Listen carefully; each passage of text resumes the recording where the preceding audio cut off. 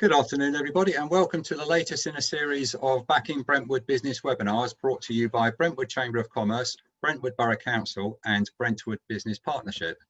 My name's Colin Barber and I'm Chairman of Brentwood Chamber of Commerce, and it's my pleasure to host this series of webinars for you.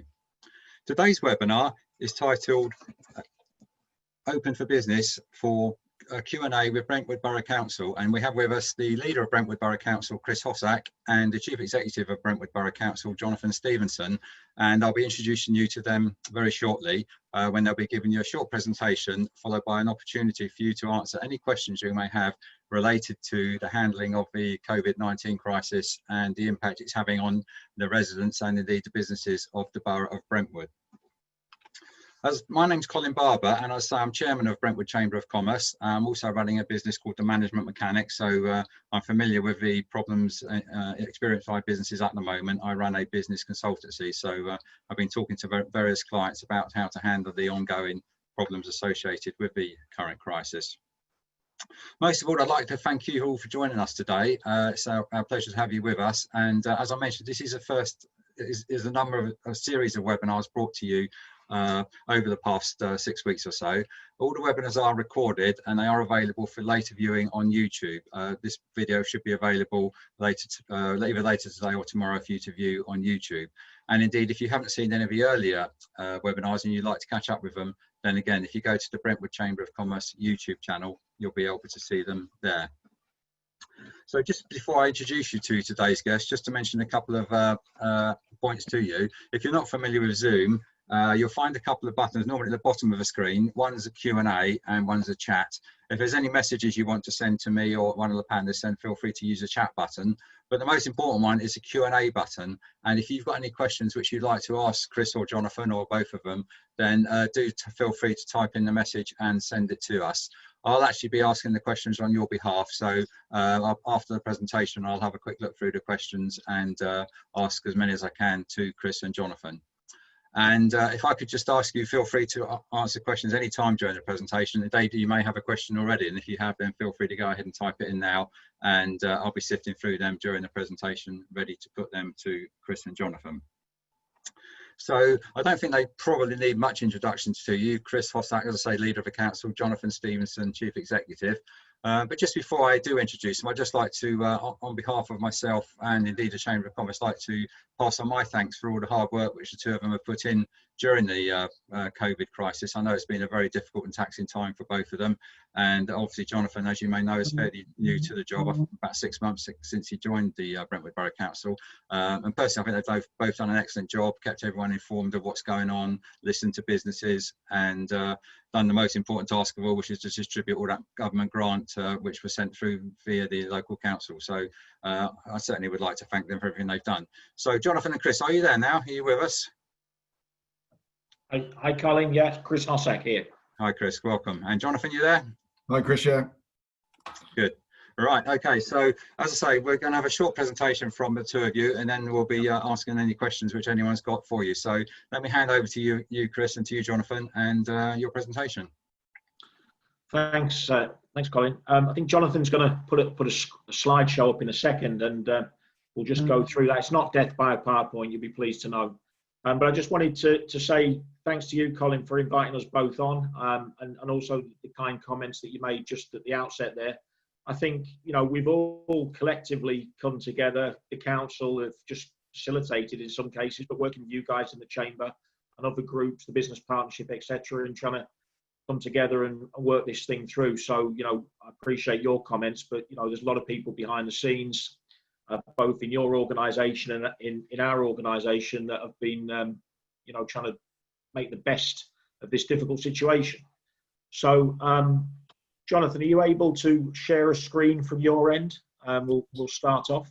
What I thought we'd do for everyone on the call is if we sort of started off with a short presentation, that might well stimulate some questions anyway.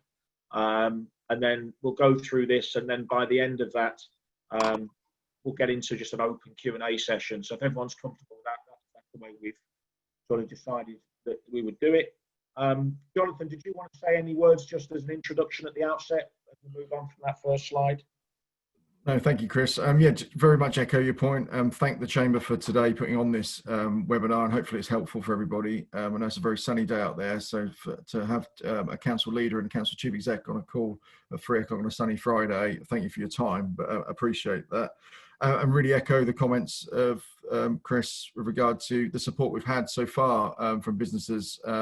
It's a challenging situation, and my analogy for this is very much we've all climbed the COVID-19 mountain, and that was challenging. Coming back down is going to be even more challenging, but having your support and is really important. So hopefully today, create some dialogue to support us even further on what we do next, the next steps. Okay, thanks, Jonathan. So I just thought we'd kick off by sort of recapping, if you like, what we've sort of achieved so far, but also what we've got still to go. So you will all be aware that the government allowed local authorities to administrate grant money that we've been doing in Brentwood since the sort of beginning of this sort of pandemic, and since the grant money was announced following the COVID-19 Act. We've got through £15 million worth of grant allocated, and we've transferred that money to the bank accounts of over 1,000 businesses, you can see. And the breakdown of that is 7 million, it's roughly 50-50, but 7 million has gone in small business grants and 7.9 million to the retail, hospitality and leisure sort of sector. Just to add to that is that we basically have allocated about 85% of the businesses that we feel we've informed are eligible for the grant. So we're not there yet. And often is the case with these things, the small tail end of this tends to be what's harder to mop up. But we do anticipate there's about 15% of businesses out there that are eligible that haven't yet necessarily put a claim in. So we are going to do a follow-up campaign on that to stimulate that. You know, the money is there to be given to the businesses that are eligible to support them through this time. And I know Laurie will be running a campaign to do that. But again, I'll just reiterate at this slide, brentwood.gov.uk/business rates, where you'll find the form that you need to complete to submit it. So a lot of money's gone out. A lot of businesses have benefited from it, but there's still a fair bit of money and businesses still to go that can benefit from the grant. So that's just a message around that. Jonathan, if we can just click on to the next one.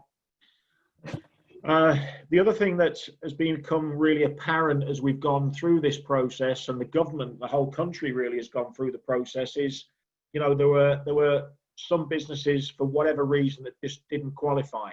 So the government, you know, they're on an iterative process with this, and I think there's still more iterations potentially to come of it, because it's not a perfect scheme by any stretch. And as you realise you can benefit one section of businesses, then somebody else will put the hand up and say, well, hang on, we're falling through the net, and vice versa. And I know that's still a debate being had around company directors, etc. But the government, in response to that, allocated some additional monies for us to administrate. They've done it to all local authorities of 900,000. And that's something we're going to administrate again locally. Businesses that maybe missed out on the last round of grant funding. And it's largely, there's rules the government have set, but largely there is discretion at Brentwood about how we will do it. Now, we've got a process document outlined, but it's not been approved by the council yet. We'll aim to do that pretty quickly. But the main message is, and it might be just hidden as it is on my screen by the little window of our three faces here. I'm just going to slide that up. The applications are already open for the discretionary business grant scheme till the 7th of June, and you can access that again, brentwood.gov.uk/coronavirus, and there's a form that you need to fill out. It's fairly straightforward, and that's what you need to do to register your interest. We're already got, I think, about 60 odd applications already in. We've had the window open for applications for a couple of days now, but you know, this will be we'll be probably administrating this long term. It's discretionary, so we'll look at it. I won't get into all of the rules. There are some key tests that need to be met that the government have stipulated, obviously. But generally speaking, we'll be looking to make additional discretionary grants to support businesses. We expect most of the grants, it says they'll be under 10K, because a lot of the businesses that qualified in the first round of grant funding will have received that.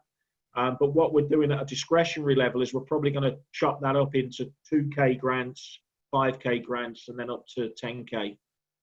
So if you feel you know somebody or yourself are eligible for a discretionary business grant, please register between now and the 7th of June on the website, as you can see on the slide. And let your colleagues, let other people you know in business know that this extra support is available at this time. Okay. Okay. So just a little recap as well. It's been a really busy time, and I think for all of us here, including the chamber, we kind of had to think on our feet pretty quickly about what we can do and you know, what we can do to support the business community. So these webinars are something that with the chamber's assistants leading on this, that we're happy to support. We've done 11 of those so far, and they've been viewed by over 1,000. Hopefully over 1,000 people by the end of this one. Some other little schemes we had, people, you know, still going to work and working in retail on the front counter. We supported them with free parking permits. Baker Labels kindly volunteered to support the community, the business community, with floor stickers to help reinforce the social distancing messaging. Business engagement phone calls, over 500 of those that have gone on. And Laurie and the team have done a fantastic job out of comms, issuing pretty much, I don't know, 2 or 3 a week, it would seem, 40 business newsletters with really good help, advice and guidance and useful links on what can be accessed by businesses to help support them through the time. And then, of course, one of the other big success stories was the Brentwood Open Facebook group, which is, since it's launched, has grown to 5,100 members and probably still continues to grow. And we know that has been a real success for a number of businesses in keeping goods and services and products flowing out the door so they can generate revenue and profit. And then 8 networking events that we've done. And just to say as well, you know, what we've been doing on a weekly basis with the chamber and some of the others is having those weekly catch-up calls as well. So that's been, you know, sessions not dissimilar to this, where people can just dial in and we can talk through what's happening out in the marketplace at this time, the marketplace being Brentwood. And then we've looked specifically at the, you know, the Brentwood Retail Centre, Shenfield, Ingatestone, and we talked that through. I think it became apparent after the first 3 sessions that nothing was really changing. And, you know, we knew the high streets were closed. We knew the car parks were empty. We knew the supermarkets were open. And it became a little bit of a samey sort of conversation. So we quickly wanted to turn that round into being positive and looking to come out the other side of this. So therefore, we turned the conversation quite early on, I think, in Brentwood to recovery. And that's kind of where we want to go from here. So I think without further ado, I'll stop in terms of what we've done and hand over to Jonathan for the next bit, which is around reopening our high streets. Thank you, Chris. Yeah, so what I'd like to just pick up now really is very much the sort of next steps, and the engagement we've had so far with the business has been fantastic, but the engagement in the last few weeks is turned to the recovery stage, and what we want to work with you on about opening our high street, but opening it safely, and supporting other businesses, not just the main 3 high streets in Brentwood, but also all retail businesses that are potentially opening from the 15th, when I say all that are allowed to open on the 15th of June, proposed by the government earlier this week. So as you'll see on the screen, what we've tried to do is work closely with businesses, because one of the key things is about consumer confidence. People coming into the high street, is really important that we help that consumer confidence, and safety is really key. So what we wanted to do is coordinate businesses, and working with the Brentwood Chamber and the Brentwood Business Partnership and other organisations is create a brand that we can use together in Brentwood across all of our places, and then hopefully that brand becomes such a clear brand and a trusted brand that provides that confidence, rather than us all going out chasing down government regulations and signage and what signs to use and what brand to use. And we all have a bit of a mix match on the high street. What we also wanted to ensure is that, and again, getting feedback from the business, that even though we do need to be safe on the high street, we want it to be welcoming. So as you'll see, the brands, and it really leads on from the work we've done with the Brentwood Open social media site through Facebook. but we want it to be a strong brand that could be used not just now, but also in the future. The current strapline, working together to keep you safe, is obviously key and more prominent now, but hopefully there could be other straplines used in the future if this brand is sustained. So as a council, again, working with businesses, we're gaining soundings of what's required from businesses, and we're happy to keep gaining soundings. As I said earlier, coming out is more difficult than the lockdown, so it will be a challenge. So there will be times when we might have to trial a few things, and there'll be some trial, hopefully not too many errors, but there will be some things that we'll probably do, we'll have to reflect on and perhaps rework up. So this brand, the plan is to look at welcoming signage throughout the high streets and looking at some of the parades of shops within our villages and smaller areas within the borough.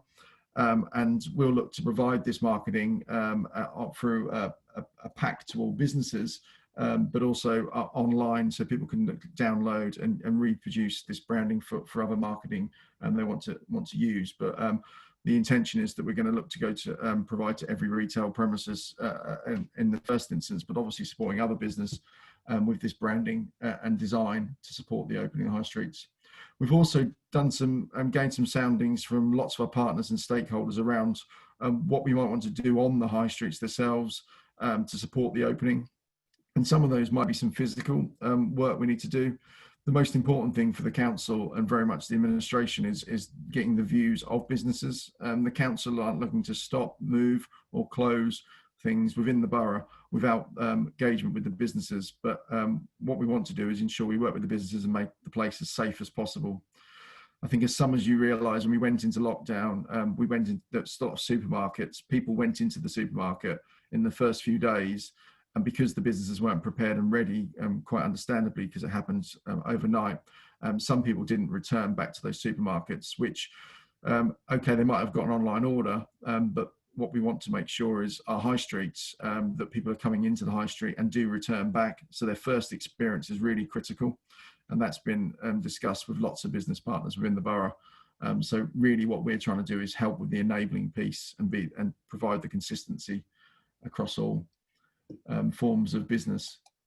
So as I said, we're looking to provide an information pack that's going to be done in two ways. It's going to be a digital pack, but also provided to all businesses. There'll be information there that will be actually physical collateral that people will be used within their business to be able to provide on their business premises on the window. So very much the businesses themselves will have to undertake the risk assessment. But we'd like this assurity and confidence for the customer that the brand that's on the window that says this business has undertaken a COVID-19 risk assessment is there and very clear and linked in very much with the Brentwood, Shenfield, Ingatestone open branding across the board and the borough. So the plan is to deliver those hopefully in the next week or two to businesses ahead of the 15th. So we're going to get them out as quick as possible, but I hope you can also understand that some of this guidance has only recently been released. So we're trying to collate that and provide you as much as possible. And a lot of that will be web links as well on the digital pack. So you can go back to those national government advice, because as you know, some of it's ever changing. At the moment, we're working on the current guidance, but obviously in the future, there might be some future updates as well. So some of that work obviously is the physical preparation. We're looking at the physical high streets and what we might want to do with the high streets, working with the business communities, and again looking to, if support is required, with office-based businesses as well. The high street is obviously a focus on the 15th of June. We're also happy to support office-based businesses that have public visitors, or just to support you with some of the thinking around opening up some of those premises within the borough. Again, just a flavour of what we're looking to roll out. You'll start to see these probably by middle to end of next week on some of the high streets, where we're looking to put queuing, spacing, because what we want to do is to make it very welcoming, but hopefully make it self-enforced, so people can see those signage, see the branding, and actually hopefully self-enforce the space, because the challenge is having a lot of people in a space, and we've seen that with our coastal towns over the last few weeks around the sort of impact that has of beaches. Obviously, once we open the high street up, we want to try and keep people in an orderly fashion as possible. But if we can do that with some really good, clear signage and publication and publicity, and what we also want to do is have some publicity pre your visit into the towns and high streets as well, So we're looking to put videos on social media of what it would look like, how you interact with the spaces, so we can spread the news as much as possible. And again, you'll see just one example of that is the shop window poster. That again, it's not for us to decide how many people go into your shops or retail spaces, but we'll provide the literature that will enable you to put that out on your window, provide the confidence. And again, that could be changing over the coming weeks and months. So it might be 1-2 person from day one, but it could get up to 10 or 15 people in the shop, depending on guidance changing moving forwards. And just to finally pick up some of the stuff we're looking to working with other partners.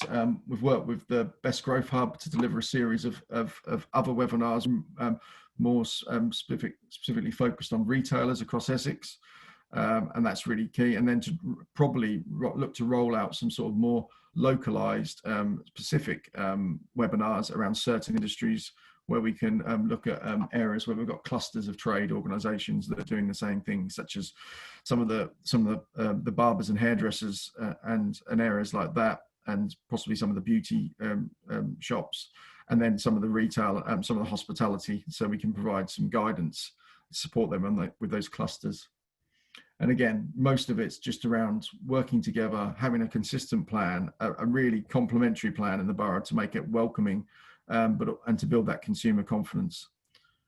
So that's very much a sort of a high level overview of what we're planning to do. And sort of, myself and Chris, thank you for your time today, and we're happy to answer questions. We thought there'd be more opportunity for questions than, as I say, as Chris commented on, not too much death by PowerPoint. A key bit, and I'll leave it on the screen now, but I'll take it off a little bit, but the content outside of our website, and please go there first and foremost. But if you can't find something, you find it difficult, please contact us through business@brentwood.gov.uk. But please try the website first, because it's got all the information on. But if you can't find anything and you're desperate for information and you need to get in touch, you'll be able to contact Laurie and Nish out of our economic development team and others that are supporting this work. Thank you.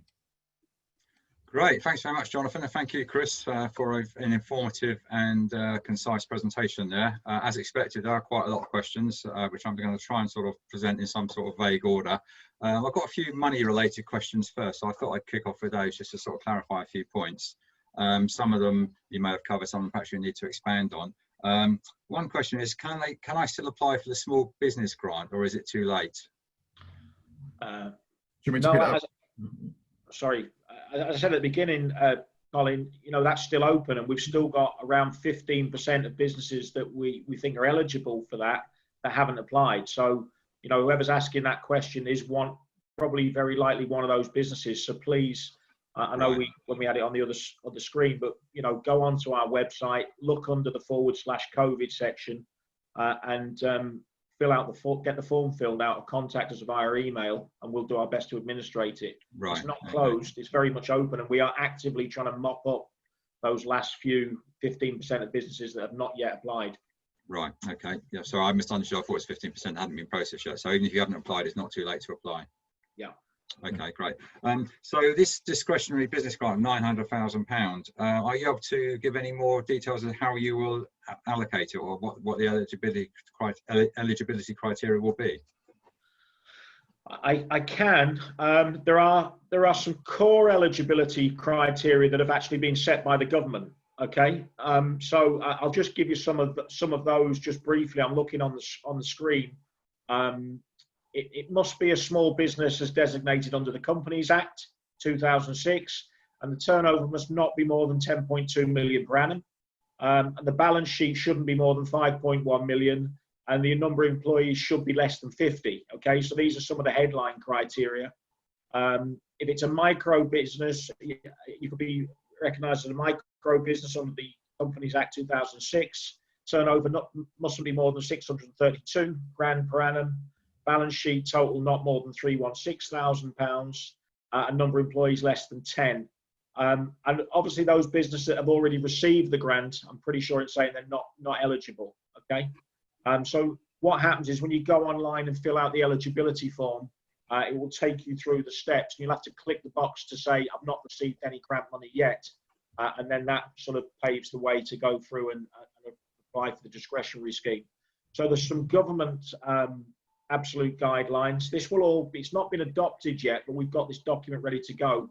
Council need to approve this document. It's been worked together across Essex.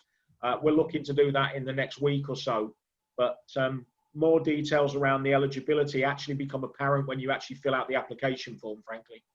Right. So that's the way I describe that. Yeah.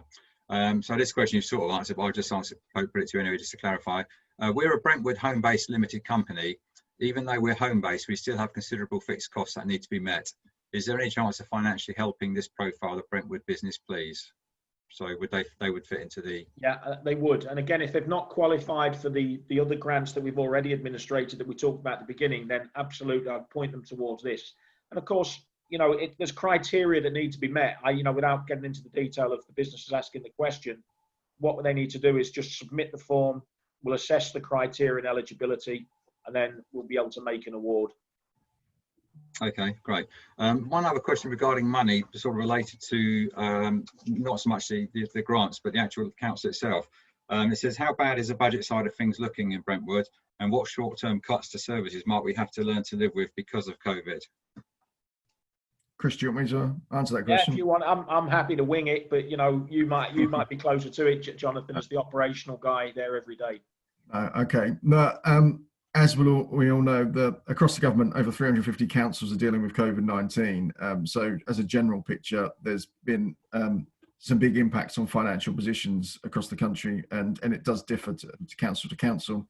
The government has provided so far £3 billion of support, which sounds an awful lot of money, but when you spread it across 350 councils, and some of them obviously got healthcare, social care, and children and young people responsibility, obviously that hasn't gone as far as we as in local government would like. The government have made their intention, they're looking to support councils in any losses they've got from COVID-19.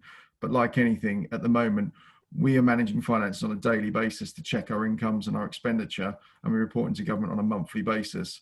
But no one knows the complete impact of COVID-19 at the moment. So even though the surety of government is really helpful, we've had the same questions at central and local government. No one knows what the financial impact is going to be. So to have that surety is quite challenging for both parties. But at the moment, the council has gained a grant of 780,000 towards a potential about probably around £2 million of overall income and costs the council has had may have impacted on us over the next 3 to 6 months.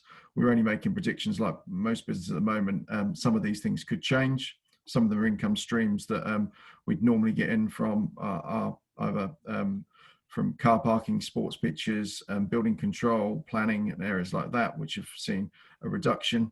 Those could change and make a different projection over the coming months. But we've had to project the position at the moment of all what we know as of today and make some assumptions.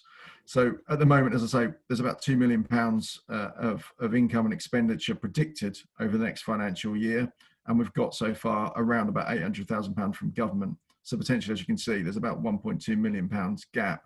But we're managing that on a daily basis, and hopefully that gap will get closer. The government have had our feedback last week on our monthly return for April, or the week before last, and we're waiting news, and hopefully there'll be further subsidy from government to support that. With regard to services, at the moment, we can't make any predictions on any impact on services, but like anything, I'll let Chris, the leader, comment on that. Until we know our full financial position is really to make those decisions on any reduction in services will be very difficult. But like anything, we're looking at a business plan of what things we may have to do, but at the moment that's really in the background. But it's something that we might have to instigate and look in more detail. But there'll be thorough consultation with residents and businesses if we are looking to make any changes. But I'll hand over to Chris actually if there's any other comments on that. Yeah, I mean that's right, Colin. There was two parts to that question. I think the latter part of the question was, asking about what cuts to services we're contemplating. The fact is we haven't had that conversation. We haven't as yet felt the need to have that conversation whilst we're monitoring the budget, as Jonathan said, pretty much on a daily basis. And, our income streams have been hit drastically in some of the ways Jonathan outlined, like any other business. you know, we're keeping an eye on things. We've had some government support to help us through, but we have not had a conversation yet about changing service levels and cutting services to keep us solvent. That's not the case. And, you know, whether we have to do that or not, I can't predict the future, but right now we haven't, and I'm not actually thinking of it in that way. You know, we're a small council. We do what we need to do. We try and do it the best way we can. And there's not actually not a lot of room to manoeuvre when you're a small council. You have to deliver the basic core services that keep the town and the community functioning. So there we are. We've not had the conversation, and should we need to, no doubt, that will become public knowledge when we have to. But that's not seen necessary as I'm talking to you now. Right. Okay, great. Thanks very much. We've got a couple more questions still related to the grants and the eligibility for grants. One person querying again about the home-based business says, I have a private hire business run from home. And from your slides, it seems that my business is excluded as I'm not in shared office accommodation. My fixed costs have stayed the same. Okay. Can you just clarify that point? So I think that was... So working from home, not in shared office. Again, I think I'd just point the person who's asking the question to just apply, go through the form online. That, you know, I'm not going to try and sit here and ask with limited information, try and understand who's eligible and who's not. The definitive answer you get is apply, and then when you go through it, then you'll know where you stand. A lot of the discretionary extra wave of funding that's come in is to try and pick up on businesses like the person who's asking that question, who've missed out, that can be captured. At the end of the day, wherever you operate from, you're still an important part of running the business and contributing to the community and the tax base. So we want to make sure we can support these businesses. So, you know, without getting into the detail, please go online, fill out the criteria form, the selection, the application form before the 7th of June, and then we'll make a firm assessment of whether you're eligible or not. Right. Okay. Yeah, that's good. There was a couple of questions along those lines, so I'll ask them. So if you are watching today and you're not sure whether you're eligible, then obviously you've got nothing to lose by applying, and you know, fingers crossed you will be successful.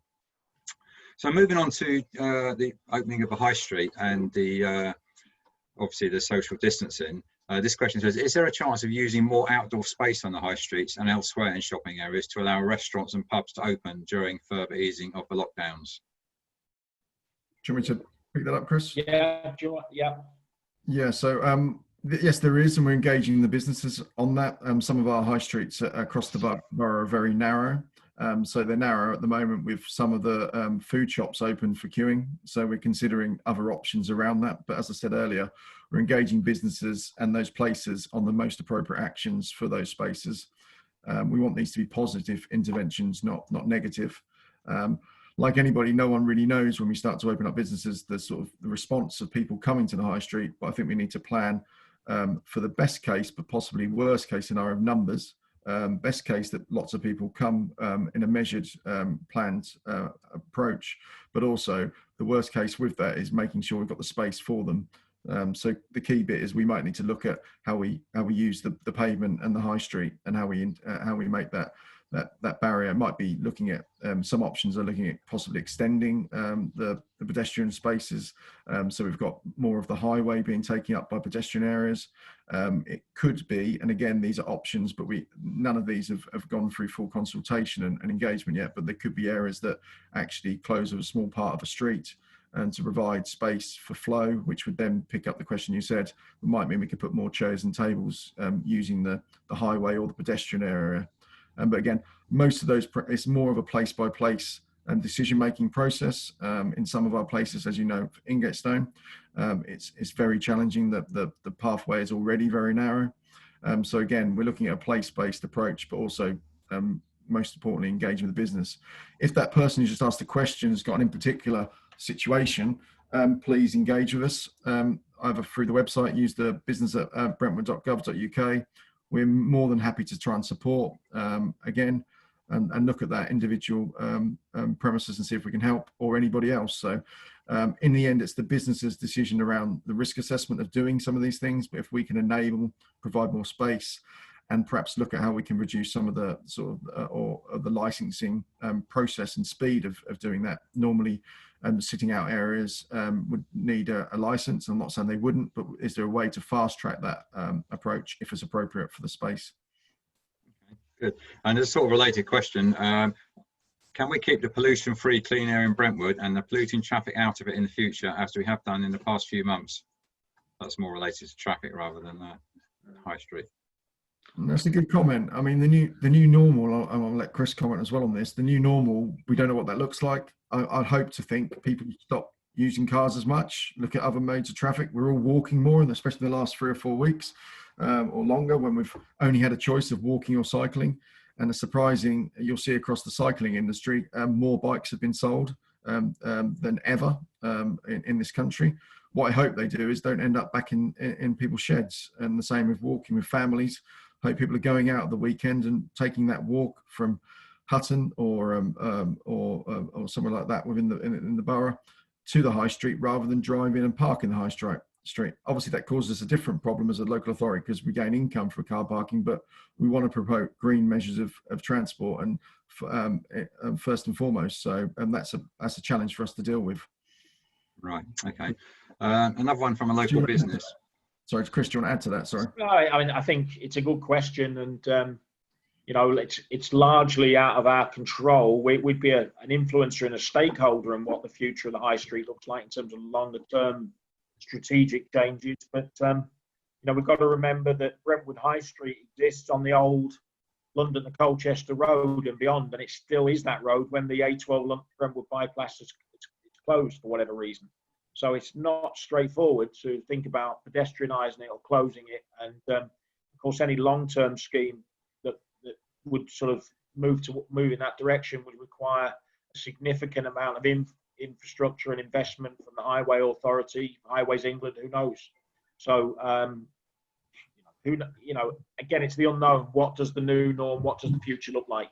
Let's hope people do adopt greener methods of transport. But on the other hand, you know, we like car parking as well, for the reasons we discussed earlier. But we don't know. But it's a great question, but it's a huge project. Whether that ever becomes a reality, I don't know. Okay, great. Another question from a local business. It says, as a local construction company based in Ingatstone, who specialise in aids and adaptations for elderly and disabled customers, how can we get on the Brentwood approved list of contractors? We have tried previously, but have struggled to speak to the correct person. Is that a question around making adjustments to commercial premises? It sounds like it might be, if you want to get on a list of contracts, maybe looking at, is that housing, more of a housing related question, is it? I don't know if it says possibly, that. Yeah. It sounds like it might be. Look, the simple answer to that, frankly, probably the best way to expedite it is drop me an email and I'll forward it on to the department. We've had a number of businesses, of course, approaching local authorities. We're getting sort of our inboxes filled with businesses who quite rightly want to see if there's opportunities for them to be contractors for local authorities or otherwise. So chris.hossack@brentwood.gov.uk, and I will forward it on to the procurement team. You'd have to go through an assessment. Depends on the scope and the value of the services you wanted to offer as to how we would do it. But you know, we can give you an answer, and I don't know, I can't guarantee what the outcome is. It's a limited question, but that's probably the best way. Volunteer your services. I'll forward it on to procurement or the appropriate assets or estates department, and they can give you a decent reply. Okay. We've had quite a few questions, general questions. Now, one person saying they're confused by all the online guidance. Is there any sort of person-to-person advice available? Is anyone they can telephone, or is it just basically everything is on the internet in terms of information? No. I mean, I mentioned at the front there, we've promoted heavily our contact centre number, 312 500 in Brentwood. They've fielded lots of direct calls, so it's not just all about being online. Ultimately, a lot of the forms that need to be filled in need to be online, but we've got our contact centre's been really busy helping people out in all range of things, and frankly, even some of the people in our economic development department, our business rates team, I had one the other week. Craig had physically picked up the phone to somebody who had a query and talked them through it. So 312 500, they'll direct your inquiry to the appropriate person, or again put an email in, and you know, if we need to respond to that by talking to you, we're happy to do so, and we've done a lot of that, hundreds of those conversations in the last 2 months. Right. Yeah, Okay. Good. Colin, if they could just put that through the business@brentwood.gov.uk email, and that will go direct to the economy team, who can then work out what other department might need to be involved. That'd be really helpful. Right. Okay. This one's a positive one. It says, although none of us would have wanted to have seen this awful illness affect so many people and so badly, what positives around the increased sense of community will we be able to take away when looking back on the whole affair? I've had a couple of similar questions to that as well, actually. Okay. Yeah, I think, I think this has all been a bad experience on the whole. People have lost lives, people have lost loved ones, businesses have closed down, people are under huge financial pressure. So, it's been a really bad experience, and is a bad experience, and will continue to be that. But, being an optimist, and that's an optimistic question, let's look for some of the positives in all of this. And I think we all know that a lot of positives have come out of it. That sense of appreciation has gone up. That sense of community has gone up, the whole outside of the business sphere, but the volunteer work that's been going on in supporting our vulnerable residents has been a fantastic effort. Businesses have stepped up. I mentioned one of those earlier, have been offering services free to support the high street reopening and safe use of retail and everything else. For me, I think a couple of things that really come out of it. One, there's been really, and this is a real great example of it, is the communication between the local authority, the business communities, people like the Chamber, I think has really gone up almost tenfold. And, we started doing these weekly calls at the beginning, Colin, you mentioned. I thought, actually, these are really good. We should do these much more often. We've always had a very traditional way of meeting and doing the business breakfasts, which play their part. And you can't beat face-to-face of being in a room and networking. But actually we can increase the frequency and the cost effectiveness of getting together by doing things like this. So that's one of the positives I've taken away. But one of the big things, I think, which is more of a bigger question, really, a society-based question, is the way that we've learned to value a lot of people that otherwise we just probably take for granted. You go and you buy something across a retail counter and you don't think twice. And, we talked about the relaunch of the high streets effectively, and the branding that we've come up with, Brentwood Open, the Facebook page. But one of the things I know I've discussed with some other people early on is, what I think should be remembered, and I really hope this happens, is during this period, the retailers, those that could open, were there for the Brentwood community to go and buy things, to buy their food, to do their shop. And let's just hope that people remember that, and then they support their high streets. The retailers were there for us. Let's make sure we're there for the retailers when we open. And that's the biggest thing I think I would link to this conversation that I hope is a continuity. Too many people buying online, independent retailers struggling, people going to shopping centres out of town, even out of Brentwood, Chelmsford, Lakeside, whatever. Let's hope that people have learned to value the high street more and remember that post-COVID-19. Great, thanks for that. Anything you want to add to that, Jonathan? Obviously, on the 23rd of March, when we went into this, lots of organisations have come through, community organisations, to support the borough and residents. We want to sustain that sort of social benefits, really, because there's really helped the kindness that's come out from people. We just want to make sure we keep that momentum. Kindness isn't just hopefully for a period of time, it's for a long term. So what we want to do, going in, everybody has been very kind and very supportive. What we need to make sure, especially when we're coming out, that carries on through, and that's across the board for community and working with our businesses. Sort of echo what Chris was saying, because when we all go into the hustle and bustle of the high street, which we hope it does become that, I hope people take the time to space out, to be safe and support each other, because the kindness could always disappear very quickly. So yeah, I hope we're all supporting each other as much as possible. Good. Okay, excellent. One question relating to information videos. Will the information videos on safe distancing be filmed locally, i.e. in Brentwood, Shenfield and Ingatstone? Yeah, so the high street, what we're looking to try and do is do some very, they're not going to be over-engineered videos. We're not having a full crew out and about on the high street. They're going to be very small operational type videos, just demonstrating how the high street can be accessed and what's already at the high street before you turn up. We're looking to do them across as many places as possible across Brentwood. That includes Ingatstone, Shenfield and Brentwood.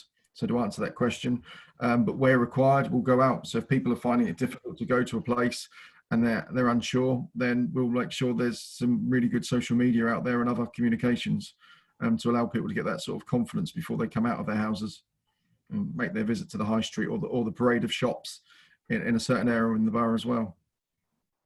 Great. Okay. Well, that's actually all the questions answered. Thank you. Just one further comment which someone has made, which actually comes from one of the local councillors. It says it might be worth mentioning at some stage that Brentwood Borough Council had a 2-page spread in the latest Local Government Association magazine as the best local authority in the country for its response to COVID-19. So well done. That's excellent news and certainly worth repeating. Thank you. So that wraps up the questions. Thank you very much to all of you for all the questions you supplied. And of course, if there were questions which you think of afterwards or which you feel need a little bit more depth in their answer, then do feel free to contact Jonathan or Chris or anyone at the council. We've given plenty of information about how to contact the council. I'm sure they'll be happy to help you with any queries you do have. Or indeed, if you've got a business related issue which you'd like the Chamber of Commerce to take up on your behalf, then do feel free to contact the Chamber of Commerce. webinar@brentwoodchamber.co.uk is the best email address. Just to remind you that this webinar is being recorded and we will be uploading it to YouTube. So if you didn't get a chance to see it all, or if you just want to go over it again, or more significantly, if you've got any friends or colleagues who didn't get to see it, then do let them know that it'll be available on the Brentwood Chamber of Commerce YouTube website, certainly from tomorrow. Just like to let you know about the next upcoming webinar. As I say, this is part of a series of webinars. The next Friday, this time next week, but actually, well, not this time, it's next week, actually, it's in the morning, next Friday at 9:30 in the morning. We have T's Law, a couple of partners or a couple of solicitors at T's Law talking to us, Jez Gibbs and Anna James Bittu. And the subject is commercial contracts and consumer law. What we were trying to do really was think of the sort of areas of a law which people would have questions and queries on. So it's a fairly a broad area, anything to do with commercial contracts and consumer law. If you've got any questions you want to ask them in advance, do feel free to let us know. If not, then do join us for the webinar and feel free to submit your questions during the webinar.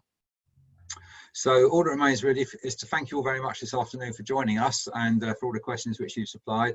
And of course, thank you to Jonathan Stephenson and Chris Hossack for being with us today.